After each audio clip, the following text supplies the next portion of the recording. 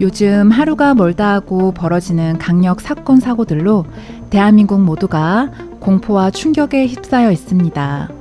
연약한 어린아이라도 힘없는 노약자라도 또 건장한 청년이라 해도 가릴 것 없이 남녀노소 누구나 가해자와 피해자가 될 수 있는 이 끔찍한 묻지마 범죄들로부터 당장 나와 내 가족의 안전을 보장할 수 없는 나날 속에 아이를 키우는 부모로서 유치원, 학교에 보내는 것조차 불안해지는 요즘입니다. 대낮이라고 해서 안심할 수도 없고 더 이상 내 집 앞 공원도 늘 가던 쇼핑몰도 언제 어디에서라도 범죄의 대상이 될 수 있는 상황 속에 뚜렷한 대책 없이 그저 막연히 조심할 수밖에 없는 현실이 많이 불안하고 답답하기만 합니다. 사람들은 혀를 차며 한탄합니다. 어쩌다 대한민국이 이렇게 되었냐고. 총만 안 들었을 뿐이지 미국의 무차별 총기 사건들과 다를 바가 뭐냐고.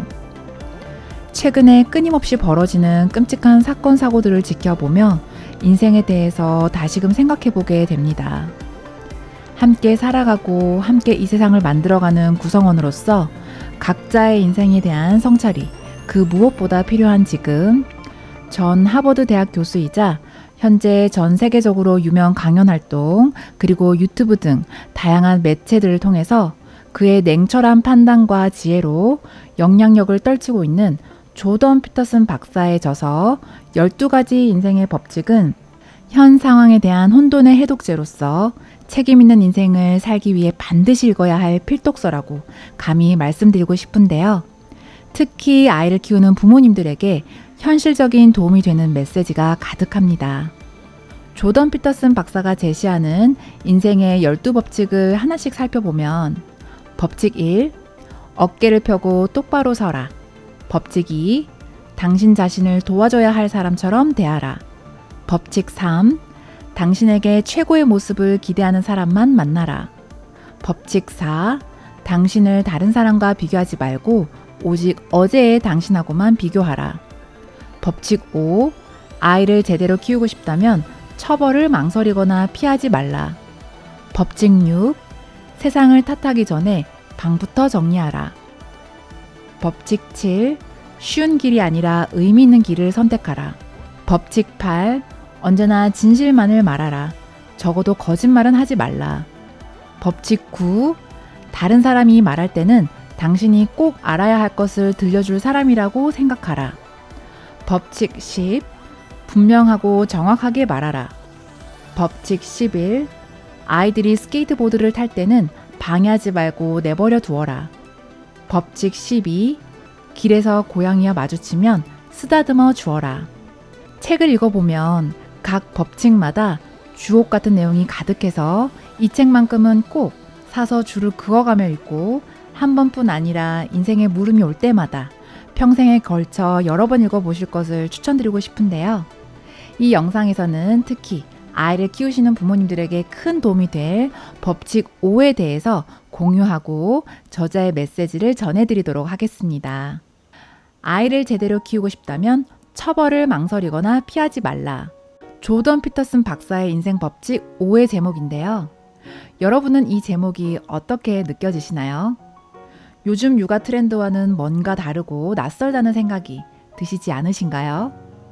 제가 이 책을 3년 전에 처음 읽었을 때 느꼈던 신선한 충격이 아직도 생생한데요. 아이를 키우면서 제법 많은 육아서를 읽어왔다고 자부했던 저인데 대부분의 육아서들은 부모가 아이에게 훈육하는 것에 대한 왠지 모를 죄책감을 주고 아이들에게 말 한마디 내뱉기조차 조심스럽기만 하고 많은 생각을 하게 하는 등 늘 아이에게 미안함 투성이로 느껴지게 하는 내용들이 대부분이었습니다. 분명 맞는 내용도 있지만 아이를 키우다 보면 아이를 잘 키우기 위해 반드시 필요한 훈육과 야단도 치기 마련인데 자칫 모든 훈육들이 젊은 부모님들에게 죄책감을 씌우고 친구 같은 부모의 역할을 지나치게 강조하고 있다는 어딘가 모를 불편함을 떨칠 수가 없었거든요. 그런데 자녀 육아서로 분류되지 않고 오히려 자기 개발서로서 인생이라는 더 큰 범주 안에 자녀 육아를 하나의 인생 법칙으로 내세워 아이에게 똑부러지게 혼낼 때는 혼내야 된다는 일침을 가하는 그의 메시지가 저에게는 소위 말하는 사이다처럼 시원하게 느껴졌던 순간이었습니다. 인성은 타고난 것일까요? 사람들이 흔히 쉽게 툭 내뱉는 말 중에 실력이 없으면 인성이라도 좋던가 라는 말이 있습니다. 여러분도 어디선가 한 번쯤 들어보셨을 텐데요. 인성은 실력이다 라는 말로 자녀 인성교육을 중요시하는 조벽 교수님의 말씀을 들어보면 인성은 품성이 아닙니다. 그래서 타고나는 것도 아니고 철저한 노력으로 쌓아가는 능력이자 최고의 실력이라는 것입니다. 그래서 흔히 사람을 비하하면서 내뱉는 실력이 없으면 인성이라도 좋던가 라는 말은 첫째, 인성은 실력이 아니라는 의미와 둘째, 인성은 실력이 없을 때나 필요한 것이라는 잘못된 의미를 갖고 있는 말이 됩니다. 요즘 대한민국에서 매일같이 일어나는 끔찍한 강력 범죄들을 지켜보면서 그 어느 때보다 개인의 인성에 대해서 생각하게 되고 인성의 가치가 얼마나 중요한지를 새삼 깨닫게 됩니다. 사랑하는 자녀를 키우는 부모로서 우리는 아이들에게 어떻게 그 인성을 가르치고 키워야 할까요?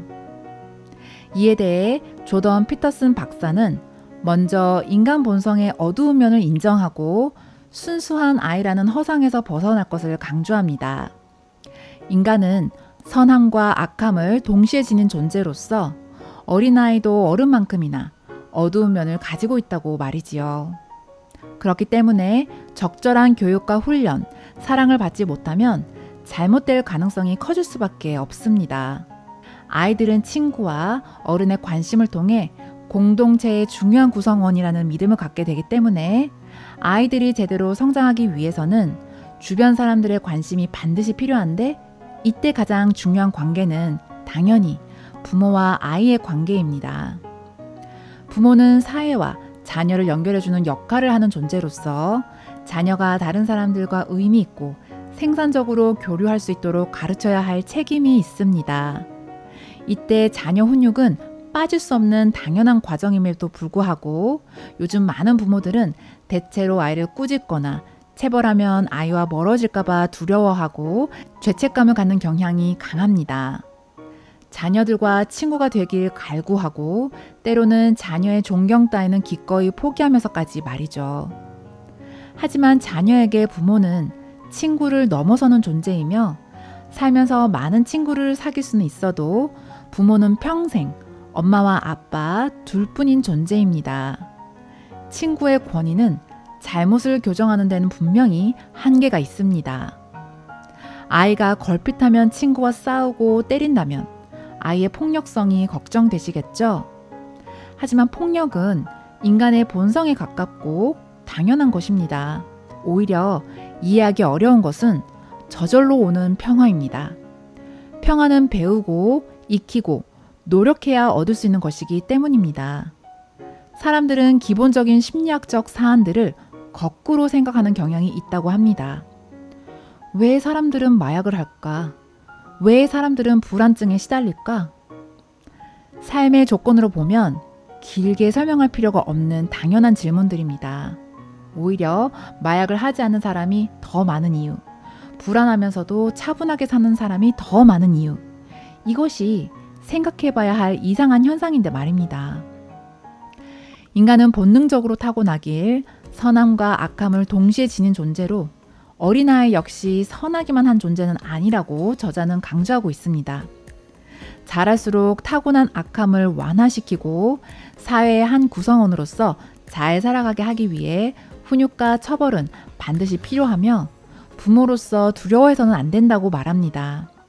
물론 훈육과 처벌은 좋은 방향으로 작용할 수도 있고 나쁜 방향으로 작용할 수도 있기 때문에 신중히 접근해야 할 문제이지만 훈육 책임을 등한시하는 부모는 올바른 양육에 필요한 갈등을 피하고 싶어하는 것이며 잠깐 악당이 되기 싫어서 자녀를 영원한 고통의 구덩이로 밀어넣는 것과 다를 바가 없다고 말합니다. 사회는 자녀의 잘못에 대해 어떤 엄한 부모보다 비판적이고 매정하며 어떤 매정한 부모보다 훨씬 더 아프게 때리고 가혹하게 처벌합니다. 그렇기 때문에 자녀의 훈육은 부모가 맡아야 하며 그렇지 않으면 그 책임을 냉혹하고 무정한 세상에 자녀를 떠넘기는 것과 마찬가지입니다. 사랑을 핑계로 훈육 책임을 회피하는 것은 비겁한 직무유기라고 일침을 가하는 저자의 말에 요즘 현실을 돌이켜보며 고개가 절로 끄덕여집니다. 요즘 육아 트렌드에서는 정말 찾아보기 힘든 그의 자녀 교육 철학과 신념이 자녀 학업 성과에 강한 집착을 하면서도 자녀의 인성 교육에 다소 소홀하고 있는 듯한 요즘 부모들에게 많은 것을 생각하고 되돌아보게 하는 대목입니다.